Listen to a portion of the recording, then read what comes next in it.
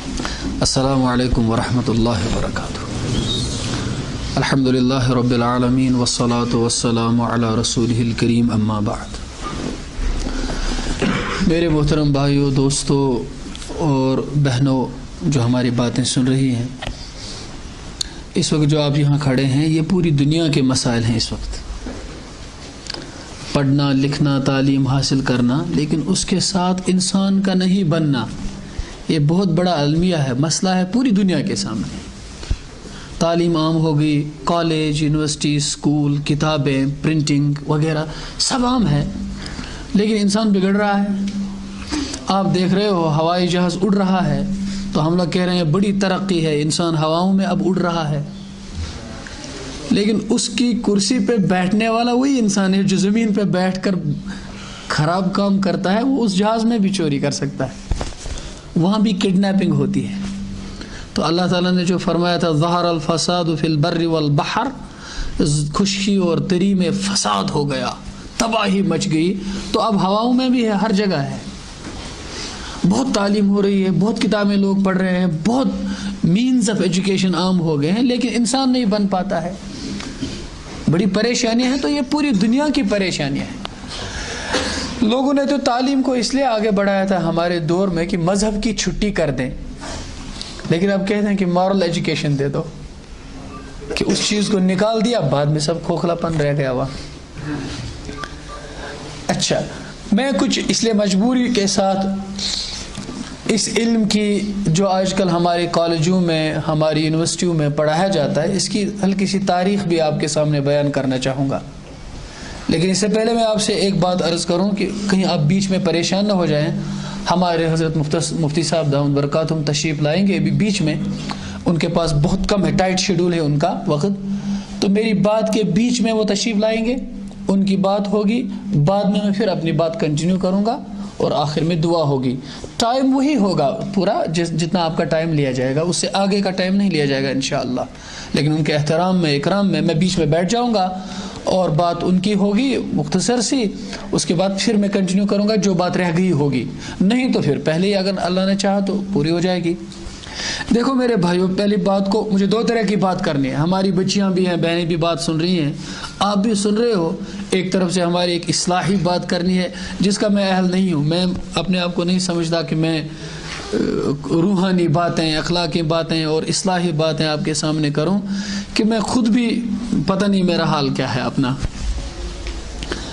اب بتا، ایک اللہ تعالیٰ کی ایک تقدیر ہوتی ہے ہر کام کی، اس نے تو یہی تقدیر میں لکھا کہ میں آپ کے سامنے کھڑا ہو جاؤں، اور ایسا ہو گیا، یہ اسی کی لکھی ہوئی تقدیر ہے۔ میرے بھائیو، آج کل کی دنیا کے اندر جو تباہیاں ہیں، پریشانیاں ہیں، بد اخلاقی ہے اور بیہودہ کام ہوتے ہیں، بے حیائیاں ہیں، ظلم ہے، قتل و غارت گری ہے، نشہ ہے، یہ جناب رسول اللہ صلی اللہ علیہ وسلم کے دور میں اس سے زیادہ تھا، بہت زیادہ۔ لوگ شراب پیتے تھے، لوگ خانہ کعبہ کا طواف ننگا کرتے تھے اور اس میں سمجھتے تھے زیادہ اچھی عبادت ہوگی، اور اسی طرح سے آپ نے سنا ہوگا بہت سارے قبیلے عرب میں ایسے تھے جو اپنی بیٹیوں کو زندہ دفن کرتے تھے۔ ایک آدمی اللہ کے رسول صلی اللہ علیہ وسلم کے پاس آیا اور اتنا رویا، وہ مسلمان ہو چکا تھا، بہت رویا۔ آپ نے کہا تم کیوں روتے ہو، کیا گناہ کیے تم نے؟ اس نے کہا میں نے بہت گناہ کیے۔ آپ نے کہا کتنے؟ اتنے؟ کہا اس سے بھی زیادہ۔ تو اتنے؟ کہا اس سے بھی زیادہ۔ آپ نے ایک پہاڑی دکھائی، اتنے؟ کہا اس پہاڑی سے بھی زیادہ۔ پھر اس نے اپنا واقعہ بتایا، میں نے کیا کیا ہے۔ اسلام سے پہلے میں تجارت کیا کرتا تھا، میں ایک دفعہ اپنی بیوی سے اجازت مانگ کر رخصت ہو گیا تجارت پہ، اور وہاں سے لوٹ کے آیا 1 سال بعد، تو میں نے گھر میں دیکھا ایک چھوٹی سی بچی ہے۔ میری بیوی نے کچھ چھپا کر مجھ سے کہا کہ یہ میرے بھائی کی ہے۔ میں نے اپنے دل کی تسکین کے لیے اس کو لائی ہوں یہاں، کہ آپ تو تھے نہیں یہاں، آپ کی غیر موجودگی میں اس کے ساتھ میرا دل بہل جائے اور میں کھیلنے لگوں اس کے ساتھ، تو بس اس لیے میں نے اس کو لایا ہے یہاں۔ تو بس اس بچی کے ساتھ میں بھی کھیلنے لگا، یہاں تک کہ میرا دل اس کے ساتھ اتنا لگ گیا کہ اس کے بغیر میں جی نہیں پاتا تھا. ہر شام واپس آتا تھا اور اس کو چاہتا تھا, اور وہ میرے ساتھ کھیلتی تھی اتنے دیر کیونکہ وہ بڑی ہو گئی ہوتے گئی, اور پھر وہ میری داڑھی کے ساتھ کھیلتی تھی, میں اس کے بال سنوارتا, یہاں تک کہ اس کے ننھے منھے ہاتھ مجھے اتنا سب اچھا لگتا تھا.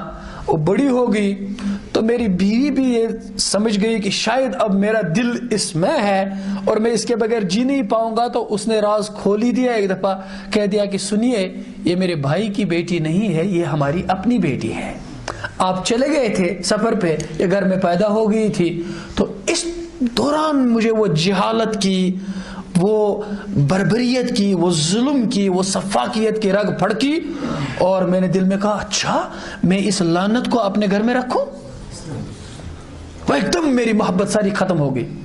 قرآن مجید میں اللہ تعالیٰ نے ایک نقشہ کھینچا ہے. اعوذ باللہ من الشیطان الرجیم.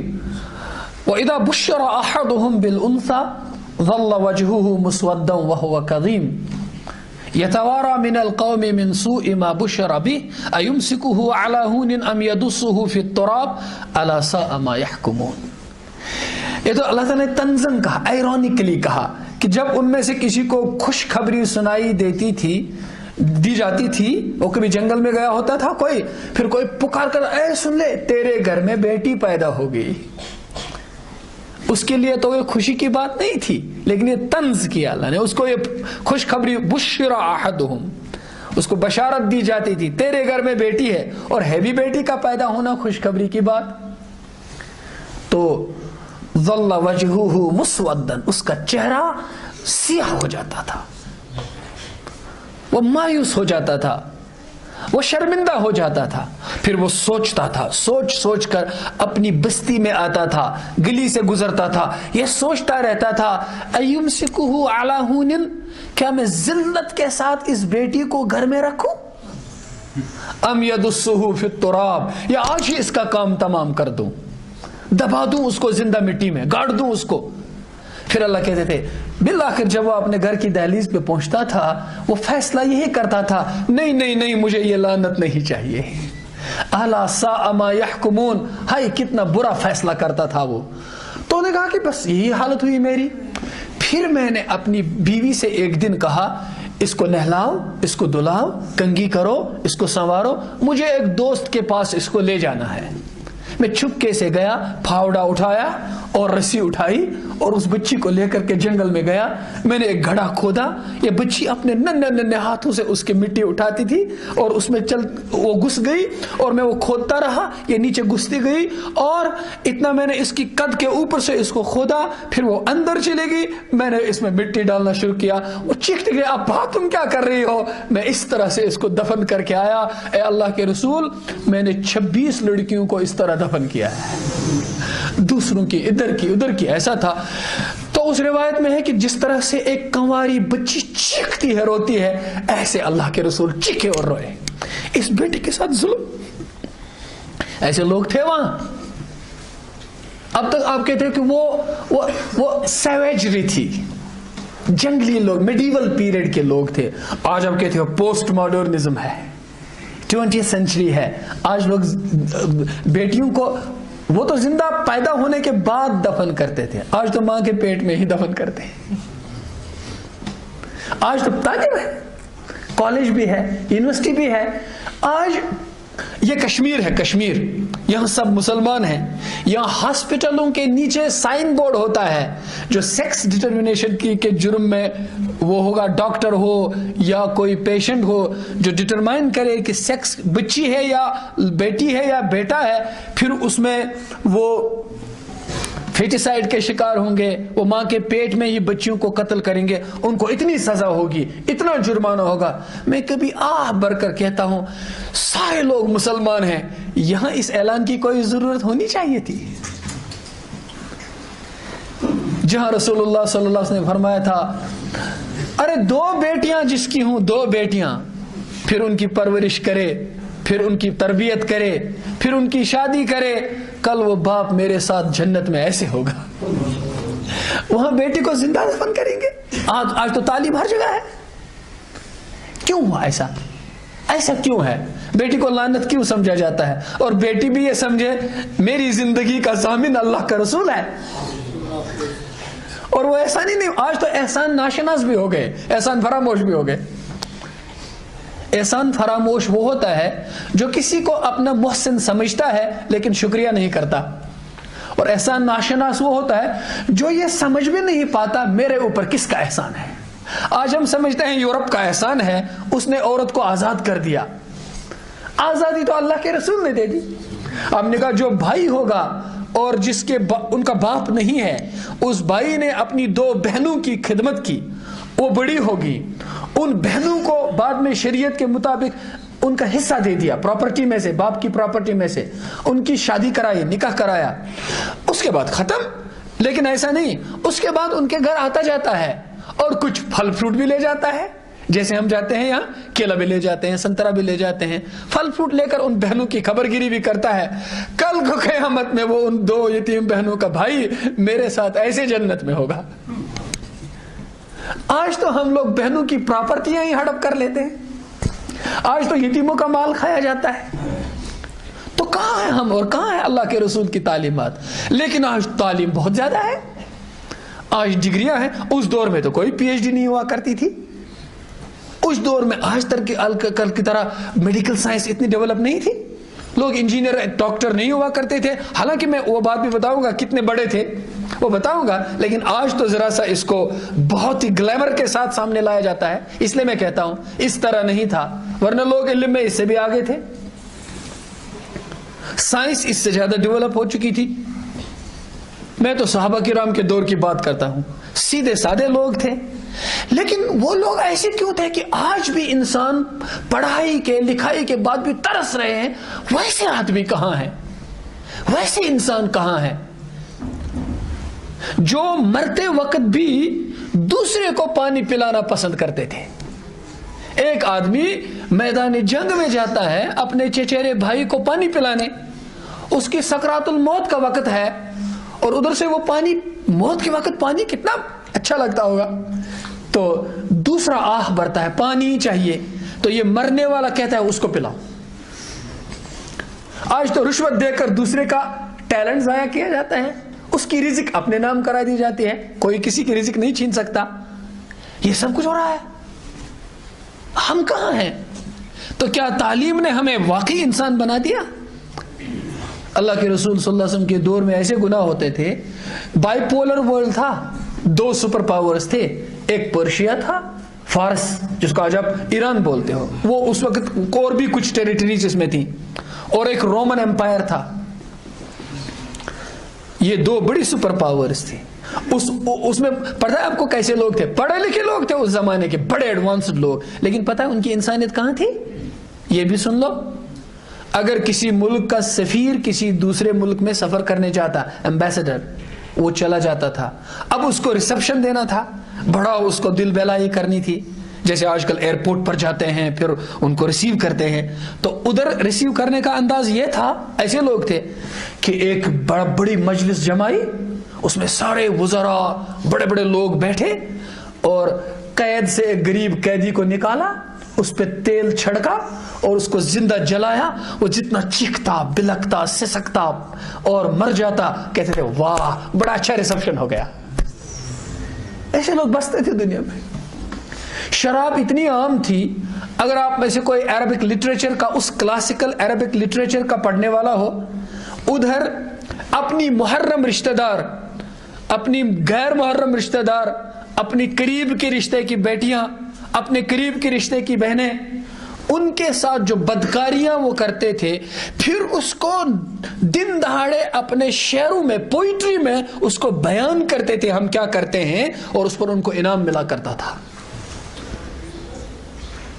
آج بھی فائن آرٹس کے نام پر عورتوں کے ناچ گانے نغمے ہوتے ہیں، اور اس کو نام رکھا ہم نے، نام بدل دیا، بس فائن آرٹس رکھ دیا نام، اور وہی بے حیائی آج بھی عام ہے. تو کیا ہو رہا ہے یہ دنیا میں؟ آج پریشان ہے دنیا. اور ایسا کیوں ہے؟ آج کیوں ہم توقع نہیں کرتے کہ یہ لڑکا ہمارا اچھی تعلیم پڑھے گا، پھر ماں باپ کی خدمت کرے گا؟ کیوں ایسی چیزیں نہیں ہوتی ہیں؟ اچھا میں آپ کا ذہن ایک طرف متوجہ کروں گا. جتنی سائنس کی ترقی ہوتی ہے, ہم ترقی کس کا نام آج بولتے ہیں؟ سڑکیں اچھی ہونا, بجلی سب کو ملنا, پانی, صاف پانی. آج دنیا میں بہت بڑا مسئلہ ہے, پینے کا صاف پانی دنیا کو نہیں مل رہا ہے. ایک سب سے بڑا مسئلہ پوری دنیا میں ہے, لوگ بھوکے مر رہے ہیں, بھوک مری کا عالم ہے. اور جب صحابہ کرام کا دور تھا, جو خلیفہ ہوتا تھا وہ خود بھوکا رہتا تھا اور لوگ سب کھاتے رہتے تھے. اللہ کے رسول صلی اللہ علیہ وسلم, حضرت عائشہ فرماتی ہیں, ہماری اماں حضرت عائشہ فرماتے ہیں, ہم 3 چاند دیکھا کرتے تھے. کتنے چاند؟ 3 چاند میں کتنے مہینے آئیں گے؟ 2 مہینے. پہلے چاند نکلا, مہینہ شروع ہوا, پھر اس کا ختم کا چاند نکلا, وہی اگلے مہینے کا شروع کا ہے, پھر وہ مہینہ ختم ہو گیا, تو 3 چاند آ گئے, بیچ میں 2 مہینے آ گئے. 2 مہینے تک اللہ کے رسول کے گھر میں چولہا نہیں جلتا تھا. آپ ایک دفعہ باغ میں نکلے, آپ کے ساتھ چھوٹا بچہ حضرت عبداللہ ابن عمر, حضرت عمر رضی اللہ عنہ کے 9 بیٹے تھے, لیکن ان کا ایک بیٹا حضرت عبداللہ علم میں کہیں ان سے آگے چلا گیا, یہ مشہور ہو گئے ان سے, عبداللہ ابن عمر رضی اللہ تعالی عنہما. یہ 7 تھے. آپ ایک انصاری کے باغ میں گئے, وہاں کھجوریں گری ہوئی تھی ریت پر کھجور گر جائے, اس کو دھو لو تو بیچ نہیں سکتے, تو اس کو ایسے ہی کھانا چاہو تو کھا نہیں سکتے. اب اللہ کے رسول صلی اللہ علیہ وسلم نے اس درخت کے نیچے سے وہ کھجوریں اٹھائیں, سوکھی, اور ان کو صاف کرنا شروع کر دیا اور کھانے لگے. اور حضرت عبداللہ سے کہا, بیٹا تم بھی کھاؤ. انہوں نے کہا, مجھے رغبت نہیں کھانے کی. انہوں نے کہا, خدا کی قسم میرے پیٹ میں 7 دن سے کچھ نہیں گیا ہے, میں نے 7 دن سے کچھ نہیں کھایا ہے. ایک آدمی نے ان کی دعوت کی اور وہاں گوشت کی بوٹیاں تھی, انہوں نے وہ اٹھوائی اور پیالے میں ڈال دی. اسے کہا کہ میرے گھر جا کر کے میری بیٹی فاطمہ کو دے کے آؤ. اس نے 3 دن سے کچھ نہیں کھایا ہے. یہ اللہ کے رسول کا گھر ہے, اور انسانیت کیسی ہے, لوگ کیسے ہیں. ایک گھر میں بکری کی سری اور پائے آتے ہیں, 7 گھروں میں گھوم کے اسی گھر میں آتی ہے, کہ وہ کہتا ہے کہ اس کو دے دو, وہ کہتا ہے اس کو دے دو, یہ کہتا ہے اس کو دے دو, مجھے نہیں چاہیے. ایک جنگ میں, میدانی جہاد میں مال غنیمت ہاتھ آئی, سب آدمیوں کو اپنا حصہ ملا. پیچھے جو ایک آدمی تھا وہ بھی مجاہد تھا, اس نے دیکھا کروڑوں روپے کی مالیت کی ایک چیز ہے, وہ پڑی ہوئی ہے. کہا یہ تو کسی کے حصے میں نہیں, یہ مسلمانوں کے بیت المال کا حصہ ہے. اس کو اٹھایا اور اپنا چہرہ بند کر دیا, ماسک لگا دیا, اور اس بیت المال کے جو ٹریجری آفیسر تھا, ٹریجرر تھا, اس کو دے دیا. یہ مسلمانوں کی امانت ہے, اس کو میں نہیں رکھ سکتا. انہوں نے کہا, میں چہرہ تو دکھائیے کون ہو. کہا اس نے دیکھ لیا جس کو دیکھنا تھا.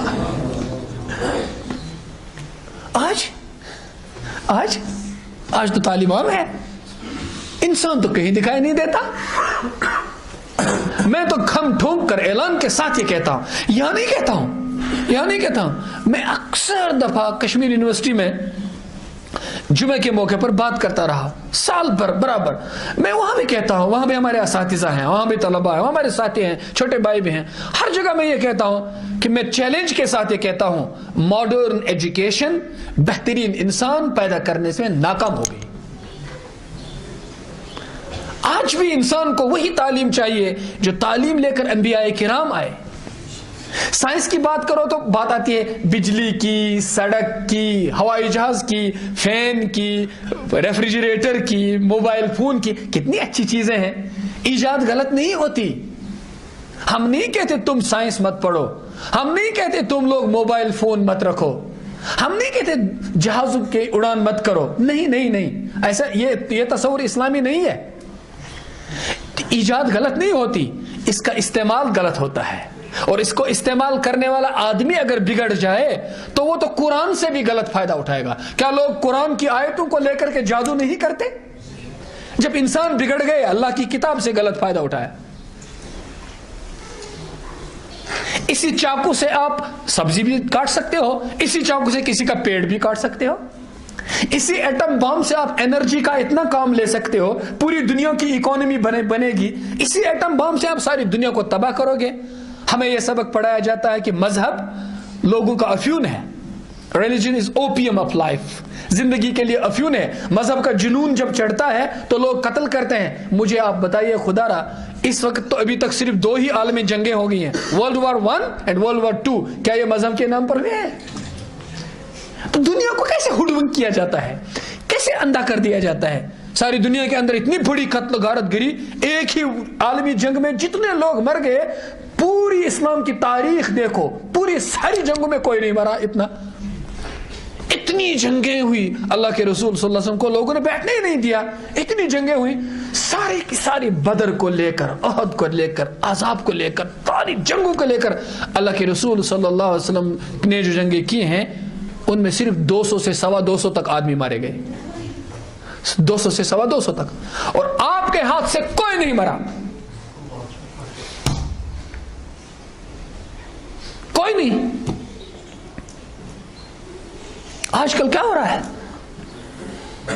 امپیریلزم کے نام پر، ساری دنیا کے اندر ایک تہذیب کو چلانے کے نام پر ہم اسی دنیا میں جی رہے ہیں، ہم سب کچھ دیکھ رہے ہیں. تو یہ ہمارے مسائل نہیں ہیں، ہماری بات تو پوری دنیا کی بات ہے. میں صرف آپ چھوٹے بچوں کو، نوجوانوں کو، دوستوں کو، یا اپنی بیٹیوں کو، بچیوں کو، بہنوں کو سامنے رکھ کر بات نہیں کہنا چاہتا.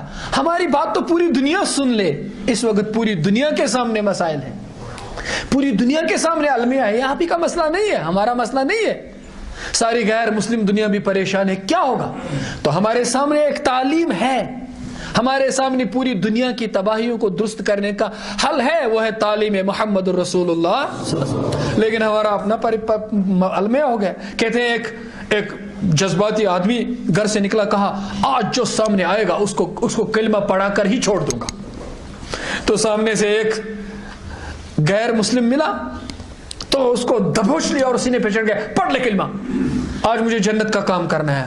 اس نے کہا اب تو نہ آؤ، دیکھا نہ تاؤ، کہا اب تو مرنا ہی ہے، چلو پڑھ ہی لیتے ہیں. کہا جناب پڑھائیے. تو نیچے اتر گئے، کہا میرے کو خود بھی یاد نہیں. ہمارا تو الٹا مسئلہ ہو گیا. کیسی زندگی کس کو دکھائیں؟ ہم لوگ مسلمان ہیں اور ہم لوگ اس دنیا میں اللہ کے رسول صلی اللہ علیہ وسلم کے دین کے نمائندے ہیں، لیکن کس چیز کی نمائندگی کر رہے ہیں؟ تو میں آپ سے عرض کر رہا تھا کہ اللہ کے رسول صلی اللہ علیہ وسلم کے دور میں ایسے مسئلے تھے. شراب، جوا، آپ نے سنا ہوگا ہندوستان کی تاریخ میں ماں کو بھی جوئے میں وہ ہار جاتے تھے. اور حال کیا تھا؟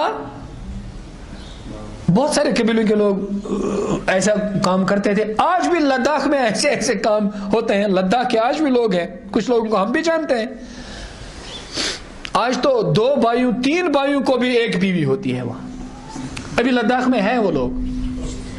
میرے ایک سٹوڈنٹ تھے یونیورسٹی میں، انہوں نے خود کہا کہ ہاں ہم ان کو، وہ دور ہے جانتے ہیں، 2 بھائیوں کا ایک ہی بیوی ہوتی ہے. اور وہاں کیا حال ہوتا تھا؟ ایک ماں کے 4 بیٹے ہیں اور اس کا شوہر ہے. اس کا ہسبینڈ مر جاتا ہے اور آپ اس کے سر پہ چادر رکھتا ہے اس کا بڑا بیٹا، آج سے اس بڑے بیٹے کی بیوی. اب یہ بیٹا مر جاتا ہے، اس کے بعد اگلے بیٹے کی بیوی. 4 بیٹوں کی بیوی بن کر اس کو رہنا ہوتا تھا. یہ احسان ہے جناب محمد الرسول اللہ صلی اللہ علیہ وسلم کا. عورتوں پر احسان ہے، ان کی عصمت، ان کی عفت، ان کا احترام کس نے قائم کیا؟ ہمیں تو اس کا احساس بھی نہیں ہے، اس کا احساس بھی نہیں ہے. میں یہ ڈرتا ہوں کہ یہ نہ کہا جائے کہ میں کوئی ریلیجیس بیشنگ کرتا ہوں، کسی مذہب کو بدنام کر رہا ہوں، ورنہ میں تاریخ بولتا مذاہب کی بھی.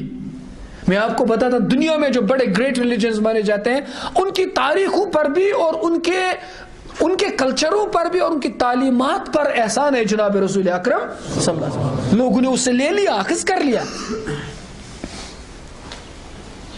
عیسائی دنیا میں جو مارٹن لوتھر کنگ جونیئر نے پروٹسٹنٹزم کا بڑا انقلاب لایا، وہ قرآن سے متاثر ہوئے ہیں. ہندو دھرم میں راجا رام موہن رائے نے جو برہمو سماج سے ہندوازم کو ریفارم کیا، وہ اسلام کے آنے کے بعد بڑے انفلوئنس ہوئے ہیں. تب ہندوازم میں انقلاب آیا. یہاں تو ستی کیا کرتے تھے عورت کو. ہاں، میں کھل کر یہ بات کہنا چاہتا ہوں، سینٹ جان ڈیمسکس نے کہا ہے woman is the sentinel of hell. عورت دوزخ کی سنتری ہے. She is the tool which devil has used to overcome the soul of Adam. اصل میں شیطان کا یہ آلہ ہے، اسی نے آدم علیہ السلام سے گناہ کرایا. اور اللہ کیا کہتے ہیں قرآن میں؟ قَالَا رَبَّنَا ظلمنا انفسنا، دونوں سے غلطی ہو گئی. عورت بیچاری خطا کار نہیں ہے، یہی ذمہ دار نہیں ہے، یہ تو مرد کے تابع ہوتی ہے. تو بہرحال ایک حدیث میں آتا ہے ایک عورت نیک بن جائے، ایک عورت صالح بن جائے تو 1000 ولیوں سے آگے ہے. کتنے؟ اور ایک عورت بگڑ جائے اور شیطان بن جائے تو وہاں کہا ہے 60 ولیوں سے آگے ہے، ادھر کہا 1000 شیطانوں سے بھی خطرناک ہے. بگڑی ہوئی عورت 1000 شیطانوں سے خطرناک ہے اور بنی ہوئی عورت 60 ولیوں سے بھی آگے ہے. آج کل تو کوئی توقع ہی نہیں ہے، ہم کالج جائیں گے، یونیورسٹی جائیں گے، اسکول جائیں گے، پھر ہمارا اخلاق بن کر آئے گا. لیکن کیا ہوا، ایسا کیوں ہوا، یہ تاریخ میں آپ کو ذرا ہلکی سی بتانا چاہوں گا، کیونکہ آج کل ذہنی ارتداد بھی ہے، اس لیے میں مجبور ہوں تھوڑا سا یہ بات بھی ضرور بتا دوں آپ کو. بات تو میں نے وہاں شروع کر دی کہ حضور صلی اللہ علیہ وسلم سے پہلے کے حالات کیا تھے، وہاں پر میں بعد میں پہنچ جاؤں گا. پھر یہاں بتاؤں گا آپ کو. مزے کی بات ہے، آپ غور سے سنیں. دیکھو میرے بھائیو، یہ جو اس وقت تہذیب ہے یورپ کی، مغرب کی، یہ صرف پینٹس پہننے کی بات نہیں، صرف جیکٹ پہننے کی بات نہیں، صرف ہماری بچیوں کا ایک نیا سٹائل اختیار کرنے کی بات نہیں. یہ بات کہیں اور سے شروع ہوتی ہے اور بہت تباہی کی بات ہے. اس کو ذرا شعور میں سمجھ لیں. اس لیے میں یہ چاہتا ہوں کہ جذباتی کرنے سے پہلے میں ذرا شعور کو بیدار کرنے کی بات کروں. میرے بھائیو، اس وقت آپ دیکھو گے یہ تو کم ہی 400-500 سال پہلے کی یہ تہذیب ہے، یورپ کی تہذیب. یہ تبدیلی آئی. اس سے پہلے ساری دنیا میں مسلمانوں کا گولڈن ایج تھا. جو پرانی سائنس تھی، جو پرانا علم تھا، جو پرانی تہذیب تھی، مسلمانوں نے اس کو حاصل کر لیا. ایک کروڈ فارم میں جو تعلیم تھی، علم تھا، سائنس تھا، وہ مسلمانوں نے لے لیا، اس کو قرآن مجید کی روشنی میں ڈیولپ کیا اور آگے اس کو یورپ کے حوالے کر دیا.